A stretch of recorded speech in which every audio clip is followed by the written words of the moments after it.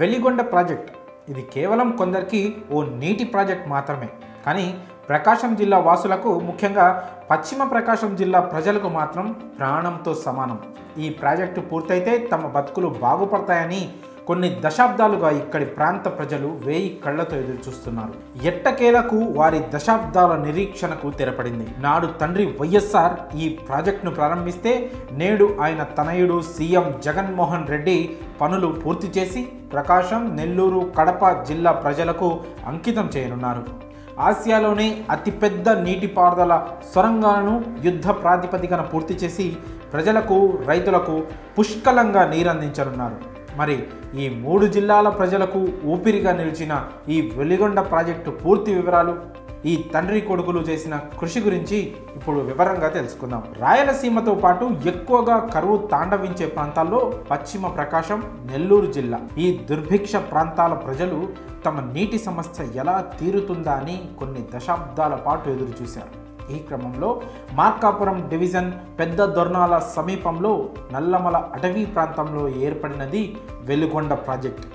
దీని పూర్తి పేరు పూల సుబ్బయ్య వెలిగొండ ప్రాజెక్ట్. శ్రీశైలంలోని అదనపు నీటిని 2 సొరంగ మార్గాల ద్వారా ఈ ప్రాజెక్టుకి తరలిస్తారు.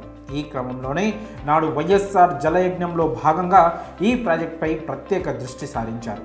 వెలిగొండ ప్రాజెక్టును అత్యంత వేగంగా పూర్తి చేసి ఈ 3 జిల్లాల ప్రజల దశాబ్దాల కల సాకారం చేద్దామని మహానేత డాక్టర్ వైఎస్ఆర్ వజ్ర సంకల్పంగా 2004లో వెలిగొండ ప్రాజెక్టు పనులు ప్రారంభించారు. శ్రీశైలం నుంచి రోజుకు 11,584 క్యూసెక్కుల నీటిని తరలించడం ద్వారా 53.85 టీఎంసీల సామర్థ్యంతో నల్లమల సాగర్ ప్రాజెక్టును నిర్మించేలా ప్రణాళిక సిద్ధం చేశారు.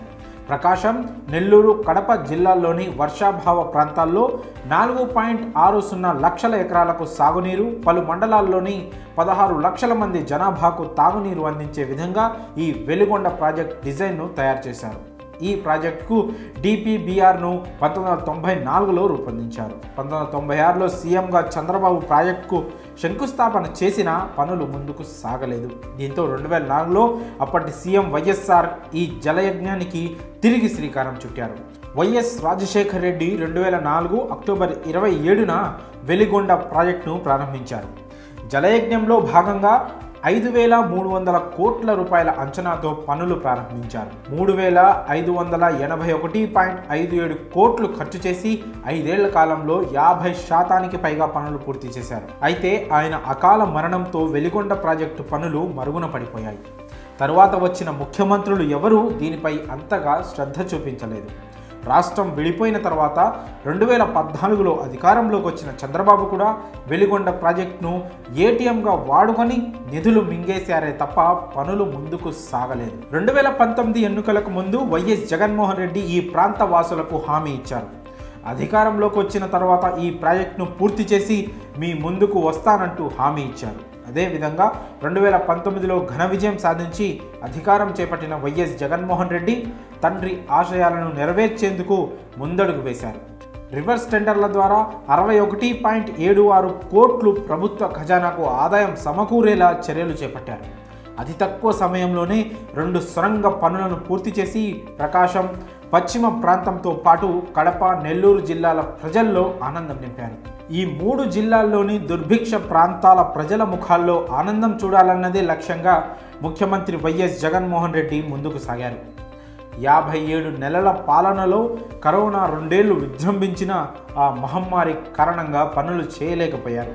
అయినా ఆ తర్వాత పనులు వేగవంతం చేశారు. మిగిలిపోయిన మొదటి సొరంగం పనులను 2019 నవంబర్లో ప్రారంభించారు.